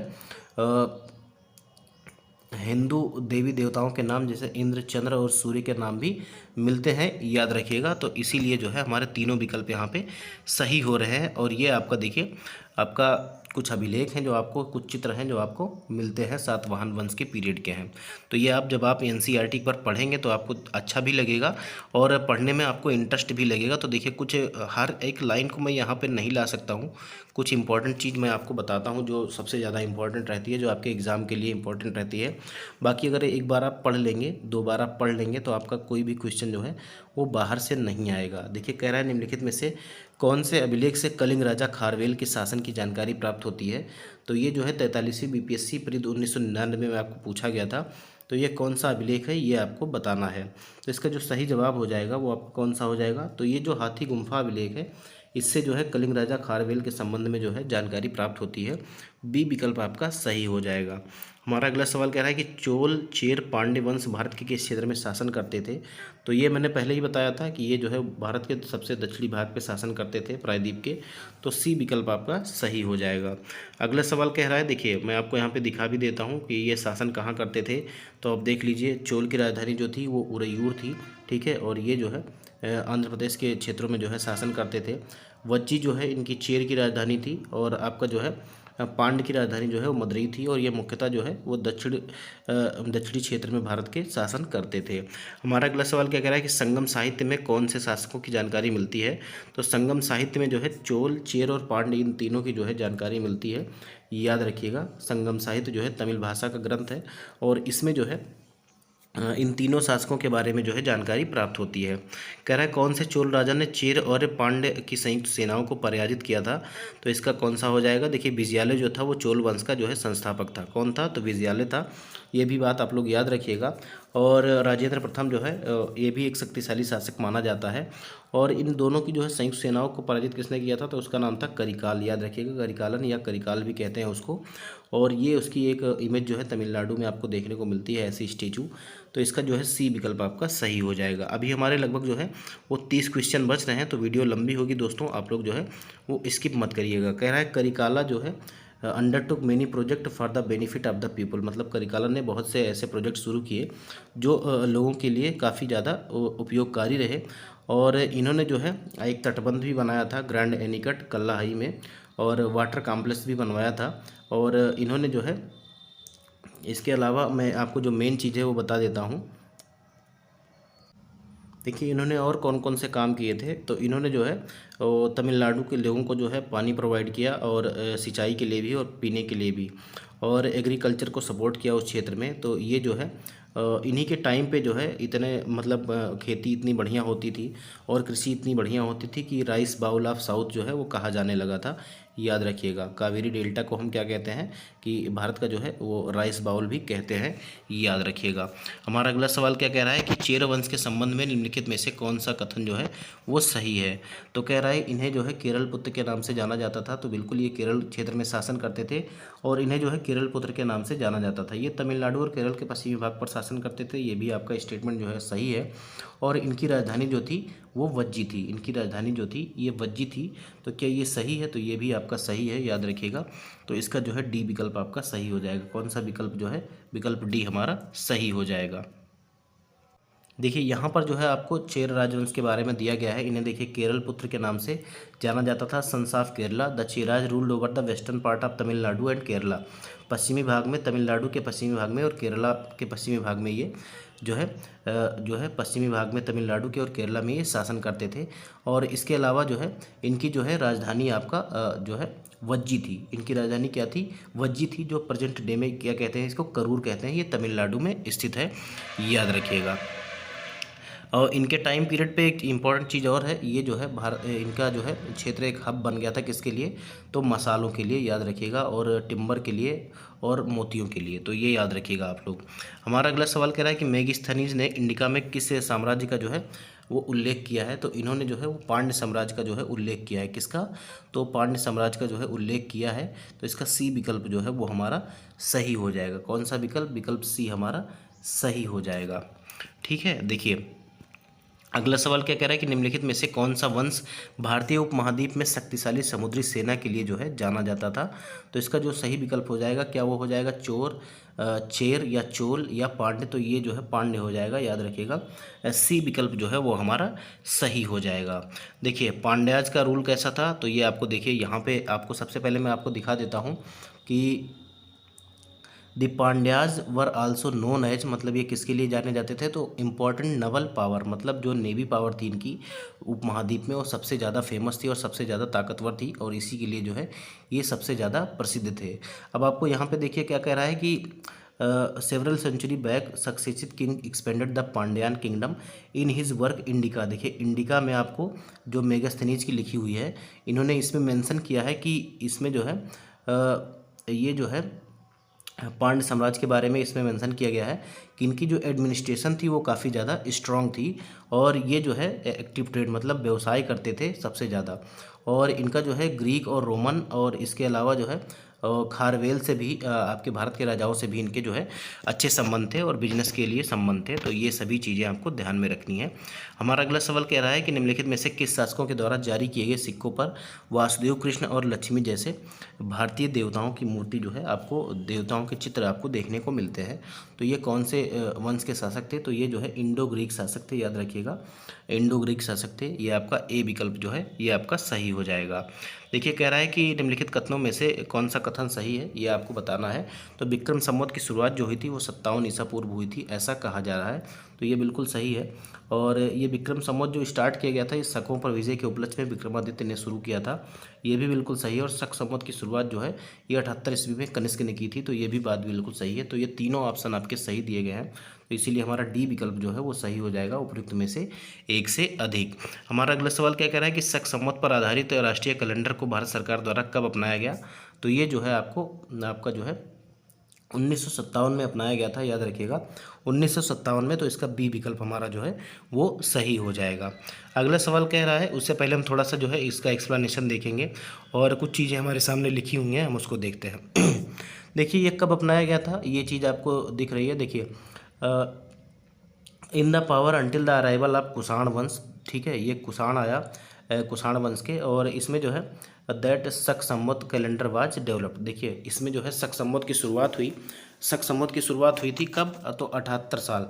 देखिए ये जो है वो ग्रेगोरियन कैलेंडर से 78 साल पीछे रहता है, ये याद रखिएगा। और इसे जो है कब अडॉप्ट किया गया था, तो इंडियन नेशनल कैलेंडर के रूप में जो है वो 1957 को जो है अडॉप्ट किया गया था, 1957 में, याद रखिएगा। मैंने यहाँ पे लिखा हुआ है कि शक संवत पर आधारित राष्ट्रीय कैलेंडर को भारत सरकार द्वारा कब अपनाया गया, तो ये 1957 में अपनाया गया था। हमारा अगला सवाल कह रहा है कि कुषाण जो है वो मुख्यतः कहाँ के निवासी थे, तो कुषाण जो है मुख्यतः जो है मध्य एशिया के निवासी थे, सेंट्रल एशिया के। तो इसका बी विकल्प जो है वो हमारा सही हो जाएगा। अगला सवाल कह रहा है कि कुषाण के समय में मुख्यतः किस कला शैली का विकास हुआ था, तो इनके टाइम पीरियड पे दोस्तों आपने सुना होगा गंधार और मथुरा शैली का जो है विकास हुआ था। तो इसीलिए हमारा डी विकल्प जो है वो हमारा सही हो जाएगा। कौन सा विकल्प, विकल्प डी हमारा सही हो जाएगा। क्वेश्चन नंबर हमारा 70 है, कह रहा है वह कुषाण शासक जिसे भगवान का पुत्र, राजाओं का राजा और महाराजा धीराज जैसे नामों से जाना गया था। तो वो किसे जाना जाता है, जिसे महाराजा धीराज और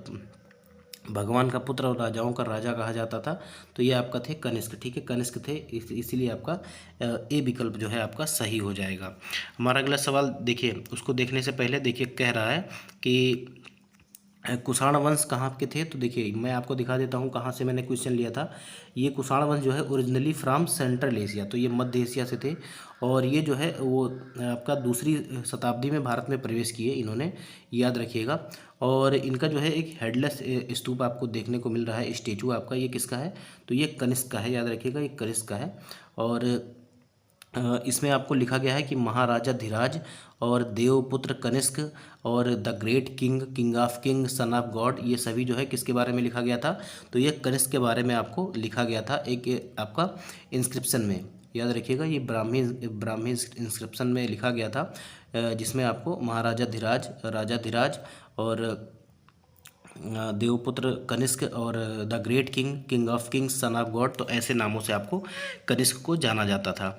हमारा अगला सवाल कह रहा है कि सिल्क मार्ग पर निम्नलिखित में से किसका नियंत्रण था, तो सिल्क मार्ग पर जो है ये आपके कुषाण वंश का नियंत्रण था, याद रखिएगा। ए विकल्प जो है ये आपका सही हो जाएगा। कौन सा विकल्प, विकल्प ए आपका जो है वो सही हो जाएगा। हमारा अगला सवाल कह रहा है कि निम्नलिखित में से कौन सा जो है वो सही सुमेलित नहीं है। कह रहा है कनिष्क जो है एक कुषाण वंश का शासक था, तो ये आपका बिल्कुल सही हो जाएगा।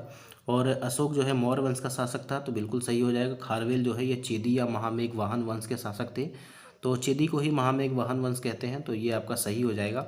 अजातशत्रु जो थे ये हर्यक वंश के शासक थे, बिल्कुल सही हो जाएगा। लेकिन जो बृहद्रथ था ये आपका, ये भी मौर्य वंश का ही शासक था, याद रखिएगा। ये भी आपका जो था वो मौर्य वंश का शासक था, तो ये आपका जो है गलत हो जाएगा, आपसे गलत ही पूछा था। तो ई विकल्प हमारा जो है वो सही हो जाएगा। क्वेश्चन नंबर 73 आपसे कह रहा है कि केवल वह स्तूप जिसमें अशोक ने स्वयं को मगध का सम्राट बताया है, तो वो कौन सा स्तूप है, तो ये जो है भाब्रू स्तंभ है, ठीक है। कौन सा, भाब्रू स्तंभ है, बी विकल्प इसका सही हो जाएगा। तो इसका जो है बी विकल्प सही हो जाएगा। 39वीं बीपीएससी में ये सवाल जो है वो आपसे पूछा गया था। हमारा अगला सवाल कह रहा है कि चोल काल जो है किसके लिए प्रसिद्ध था, ये भी सवाल आपका 63वीं बीपीएससी प्री 2017 में आपसे पूछा गया था। तो चोल काल जो है ये अपनी ग्राम पंचायत या स्थानीय स्वशासन के लिए सबसे ज़्यादा प्रसिद्ध था, याद रखिएगा ए विकल्प। हमारा अगला सवाल क्या कह रहा है कि बड़ी संख्या में शीशे के सिक्के जो है किस शासकों ने जारी किए थे, तो बड़ी संख्या में शीशे के सिक्के जारी करने वाले शासक आपके कौन थे, तो ये आपके थे सातवाहन वंश, ठीक है, सातवाहन वंश थे। इसका जो है बी विकल्प आपका सही हो जाएगा। कौन सा विकल्प, विकल्प बी जो है वो सही हो जाएगा। हमारा अगला सवाल क्या कह रहा है कि कामरूप साम्राज्य निम्नलिखित में से किस क्षेत्र में फैला हुआ था।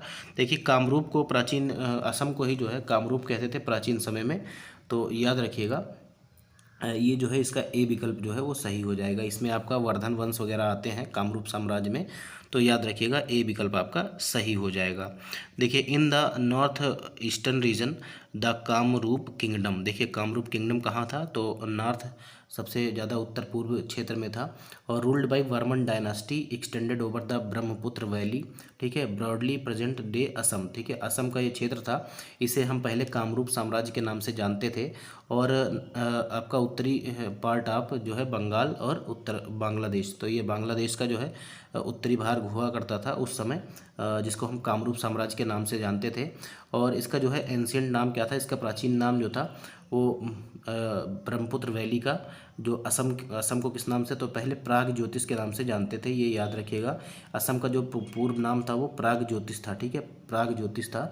और इसके बाद जो है कामरूप कहा जाने लगा था, और फिर उसके बाद जो है इसे असम कहा गया। तो ये सभी याद रखिएगा। ये कहाँ पे मेंशन है, तो ये आपका जो है वो रामायण और महाभारत में भी मेंशन है। और लेटर में क्या है कि इसके बाद जो है भगवत गीता में भी इसकी बात आपको कहा गया है कि देखिए Pragjyotisha modern day Assam as fighting the outside of, देखिए कौरवों का युद्ध भी इनसे हुआ था, ये भी आपका महाभारत में मेंशन है, याद रखिएगा, ठीक है। कुछ इतिहासकार ये कहते हैं कि यहाँ पे जो है वो कल्चरल और पॉलिटिकल सेंटर था ये आपका कामरूप किंगडम, और यहाँ पे जो है टेम्पल और जो है बौद्ध चर्च जो है काफ़ी ज़्यादा रूप में आपको देखने को मिलते थे, और ये सीखने का जो है एक केंद्र था। हमारा अगला सवाल कह रहा है कि वाकाटक वंश के बारे में निम्नलिखित में से कौन सा कथन सत्य है। तो कह रहा है यह वंश जो है मध्य भारत के भागों पर जो है शासन करता था, तो बिल्कुल सही है। इनकी राजधानी जो है नंदीवर्धन, जो आज के टाइम पे नागपुर थी, ये भी सही है। और इसका संस्थापक जो है विंध्य शक्ति था, तो ये भी बिल्कुल सही है। तो इसका जो है डी विकल्प आपका सही हो जाएगा। कौन सा विकल्प, डी विकल्प आपका सही हो जाएगा। अगला सवाल आपसे देखने से पहले हम थोड़ा सा देख लेते हैं। देखिए गुप्ता एम्पायर जो है ये कहाँ पे था, और यहाँ पे था आपका, देखिए। और वाकाटक जो है ये इस क्षेत्र में हुआ था, पल्लव यहाँ हुए थे, और कामरूप जो है ये आपका देखिए असम देखने को आपको मिलता है, याद रखिएगा। ये मैंने आपको मैप के हिसाब से समझाने का प्रयास किया है। अगला सवाल कह रहा है कि दिल्ली के लौह स्तंभ में चंद्र नाम से किस शासक का जो है वर्णन किया गया है। तो चंद्र नाम से किसका वर्णन किया गया है, क्या ये चंद्रगुप्त द्वितीय थे, या चंद्रगुप्त मौर्य थे, या समुद्रगुप्त थे, या उपरोक्त में से एक से अधिक, या इनमें से कोई नहीं। तो चंद्र नाम से किस शासक का वर्णन किया गया है, तो ये जो है चंद्रगुप्त द्वितीय का जो है वर्णन किया गया है। तो इसका बी विकल्प जो है आपका सही हो जाएगा। हमारा अगला सवाल कह रहा है कि चंद्रगुप्त द्वितीय के पिता है। तो चंद्रगुप्त द्वितीय के पिता कौन थे, ये समुद्रगुप्त थे, याद रखिएगा। सी विकल्प इसका सही हो जाएगा। इन्हें जो है वो भारत का नेपोलियन भी कहा जाता है, और इन्हें जो है सिक्कों पर जो है वीणा बजाते हुए इनको जो है प्रकट भी किया गया है इनके टाइम पीरियड में। कह रहा है हरिसेन के अनुसार जो है किस राजा की महत्वाकांक्षा धरणीबंध या पृथ्वी का एकीकरण करने की थी। तो ये जो है समुद्रगुप्त की थी, याद रखिएगा। समुद्रगुप्त ऐसा चाहते थे कि पूरी पृथ्वी जो है एक हो, और अपना एक जैसे पृथ्वी का एकीकरण करने की योजना इनकी थी, और धरणीबंध मतलब पूरी पृथ्वी एक हो और सारा साम्राज्य जो है एक हो, ऐसा इनकी योजना थी। तो सी विकल्प जो है इसका सही हो जाएगा। हमारा अगला सवाल कह रहा है कि प्रयाग प्रशस्ति के लेखक कौन है। तो ये प्रयाग प्रशस्ति जो आपको इलाहाबाद में देखने को मिलती है, ये जो है हरिसेन की है, याद रखिएगा, हरिसेन की। तो बी विकल्प आपका सही हो जाएगा। हमारा अगला सवाल क्या है कि विष्णु पुराण में वर्णित गुप्त साम्राज्य का हिस्सा था। तो विष्णु पुराण में ऐसा लिखा गया है कि गुप्त साम्राज्य का हिस्सा जो है ये साकेत भी थे, जो आपका अवध क्षेत्र आता है, प्रयाग और अनुगंगा थे, और आपका जो है मगध भी था। तो ये आपका तीनों विकल्प आपका सही हो जाएगा। तो डी विकल्प आपका सही हो जाएगा, उपयुक्त में से एक से अधिक। हमारा अगला सवाल कह रहा है कि चीनी यात्री फाहियान जो है किसके शासनकाल में भारत आया था। तो चीनी यात्री फाहियान जो है ये चंद्रगुप्त द्वितीय के टाइम पीरियड पे ये आपका भारत आया था। और अगर हम बात करें मेगास्थनीज की, तो मेगास्थनीज जो आया था वो चंद्रगुप्त मौर्य के टाइम पीरियड पे आया था। ये चीज़ आप याद रखिएगा। तो इसका जो है बी विकल्प आपका सही हो जाएगा। देखिए कह रहा है चाइनीज ट्रेवलर जो है फाक्सियान या फाहियान जो है, इनको अलग अलग नामों से जाना जाता है। ये जो है 5वीं शताब्दी में आपका भारत आए थे, और इन्होंने जो है काफ़ी बुद्धिस्ट जो बौद्ध धर्म की साइटें थीं उनका जो है विश्लेषण किया, और वहाँ पे इंडियन स्कॉलर से कुछ शिक्षाएं भी प्राप्त की, और कुछ बुद्धिस्ट की जो है मैन्यूस्क्रिप्ट भी इनको लिपि भी आपको देखने को मिली इनको। और यहाँ से जो है फिर ये चाइना लौट गए थे। यहाँ मुख्यतः जो है ये बौद्ध धर्म के बारे में जानकारी ही इकट्ठा करने आए थे, याद रखिएगा। हमारा अगला सवाल कह रहा है कि महाराजा धीराज, चक्रवर्तीय और सम्राट जैसी उपाधियां और नामों का प्रयोग किस शासकों ने शुरू किया था। तो ये कौन से शासक थे, ये आपको बताना है। तो ये जो है गुप्त शासक थे, जिन्होंने महाराजा धीराज और चक्रवर्तीय और जो है सम्राट जैसी उपाधियां धारण करनी शुरू की थी। तो इसका ए विकल्प जो है वो हमारा सही हो जाएगा। देखिए ये जो है आपका केवला नरसिम्हा टेम्पल जो है ये आपका डेडिकेटेड है किसको, तो ये नरसिम्हा भगवान को डेडिकेटेड है। और ऐसा कहा जाता है कि इसका निर्माण जो है वो प्रभावती गुप्ता की डॉटर जो है ने बनवाया था उनकी याद में। तो ये आपका एक गुप्त साम्राज्य की धरोहर है, ये भी आप लोग याद रखिएगा। कह रहा है आर्यभट्ट जो है कहाँ के निवासी थे, तो आर्यभट्ट जो है ये कुसुमपुर के निवासी थे। ए विकल्प आपका सही हो जाएगा। अगला सवाल आपसे कह रहा है, एक बार मैं आपको दिखा देता हूँ कि ये आपकी कटिंग जो है आर्यभट्ट के बारे में दी गई है। ही लिव्ड इन कुसुमपुर, मतलब आपके पटना के निकट आपका कुसुमपुर पड़ता है, यहाँ पे ये रहते थे। और ये फेमस सेंटर ऑफ लर्निंग, ये भी आपका यहाँ पे जो है आपका सीखने का एक केंद्र हुआ करता था। इन्होंने जो है आपका आर्यभट्टीय, ठीक है, आर्यभट्टीय नामक एक ग्रंथ की भी रचना की है जो खगोल विज्ञान से संबंधित है। ये इंपॉर्टेंट है, याद रखिएगा। आर्यभट्टीय जो है ये इन्हीं का है। और इन्होंने जो है बहुत ही पहले बता दिया था कि जो है पृथ्वी जो है घूमती है और ये सूर्य का चक्कर लगाती है, और कितने दिन में एक चक्कर अपना पूरा करती है, तो 365 दिन 6 घंटे 12 मिनट में और 30 सेकंड में। Just a few minute of the modern value, 365 दिन, अब जो बताया गया 365 दिन 5 घंटा और 39 मिनट और 45 सेकंड। और इन्होंने बिना किसी रिसोर्स के पहले ही बता दिया था। Aryabhata also provided a fair estimate of the size of the earth, मतलब इन्होंने अर्थ का साइज भी बताया था। और correct explanation for the solar और लूनर, देखिए इन्होंने जो है सही एक्सप्लेनेशन और सही व्याख्या की थी आपका सूर्य ग्रहण और चंद्र ग्रहण के बारे में। His work become the foundation for the further scientist, जो इन्होंने काम किया ये आपका जो है एक नींव तैयार किया इन्होंने, किसके लिए, आने वाले पीढ़ियों के लिए। और advance in India and beyond, मतलब भारत के वैज्ञानिकों के लिए और भारत के बाहर के लिए भी।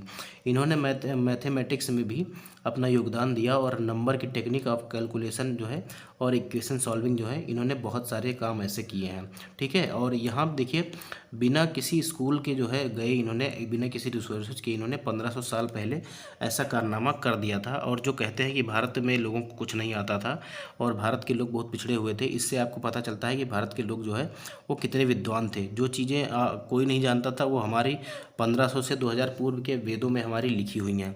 कह रहे हैं बृहद संहिता जो है ये किसके द्वारा लिखी गई थी, तो बृहद संहिता जो है ये आपका वाराह मिहिर के द्वारा लिखी गई थी। 86 नंबर का सवाल है और इसका जो सवाल का जवाब होगा वो हमारा बी विकल्प हो जाएगा।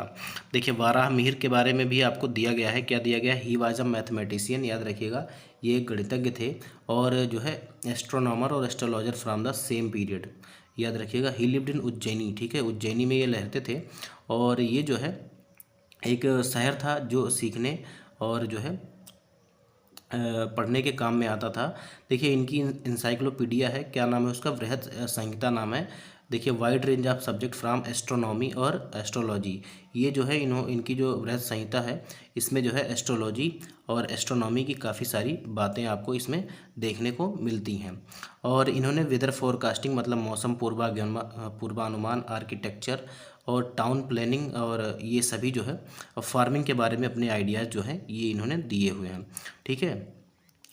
हमारा अगला सवाल क्या कह रहा है कि अजंता की गुफा, उदयगिरी की गुफाएं और किस काल की उत्कृष्ट कला के जो है उदाहरण हैं, तो ये जो है आपका गुप्त काल की जो उत्कृष्ट कला है उसका उदाहरण है, याद रखिएगा। सी विकल्प जो है इसका सही हो जाएगा हमारा। देखिए ये कुछ भी आपको कुछ स्टैचू आपके और कुछ आपके प्रमाण मिले हैं आपकी गुप्त कला के, आप देख सकते हैं, ये आपका दिखाया गया है। हमारा अगला सवाल क्या कह रहा है कि हूणों के आक्रमण किसके शासनकाल में होने प्रारंभ हुए थे, तो हूणों के आक्रमण जो प्रारंभ हुए थे वो किसके शासनकाल में प्रारंभ हुए थे, तो ये जो हुए थे वो गुप्त वंश के शासनकाल में ही प्रारंभ हो गए थे, याद रखिएगा। शायद स्कंदगुप्त के शासनकाल में ये प्रारंभ हुए थे, तो इसका जो है सी विकल्प आपका सही हो जाएगा। हमारा अगला सवाल कह रहा है कि देवगढ़ का दशावतार मंदिर का निर्माण किसने कराया था, तो देवगढ़ का दशावतार मंदिर जो है भगवान विष्णु को समर्पित है और इसका जो है निर्माण जो है गुप्त वंश के शासकों ने करवाया था, तो सी विकल्प जो है इसका सही हो जाएगा। आज के सेशन का हमारा आखिरी सवाल है दोस्तों कि भारत का नेपोलियन जो है किसे कहा जाता है, और इसका जवाब आपको कमेंट बॉक्स में देना है। भारत का नेपोलियन किसे कहा जाता है, इसका जवाब आपको कमेंट बॉक्स में देना है। और आप बताइएगा कि आपको सेशन कैसा लगा और 90 क्वेश्चन में से आपके कितने क्वेश्चन जो है वो सही हो रहे हैं। देखिए वीडियो थोड़ी सी लंबी है मानता हूँ, पर आप सभी के लिए जो है ये एक एनसीईआरटी का निचोड़ था, नई वाली एनसीईआरटी का, और इसके बाद जो है हम पुरानी वाली एनसीईआरटी इस क्लास 7 की जो है लेके आएंगे और फिर हमारी एससीईआरटी की जो है क्लास आएगी। तो आप लोग हमारे चैनल से जुड़े रहिएगा और कहीं मत जाइएगा, हम सारी एनसीईआरटी आपको कवर करवा देंगे और जो है प्रीवियस ईयर क्वेश्चन की श्रृंखला भी हमारे चैनल पर चल रही है। और सचिन एकेडमी की बुक से भी हमारा बिहार स्पेशल करंट अफेयर्स और बिहार का आर्थिक सर्वेक्षण इससे संबंधित आपको क्वेश्चन कराए जा रहे हैं। तो आप हमारे चैनल को सब्सक्राइब करिएगा, बेल आइकन को प्रेस कर दीजिएगा, और अगर वीडियो को लाइक नहीं किया तो लाइक कर दीजिएगा, अपने दोस्तों में शेयर कर दीजिएगा। मिलते हैं अगले वीडियो में, तब तक के लिए जय हिंद, जय भारत, नमस्कार।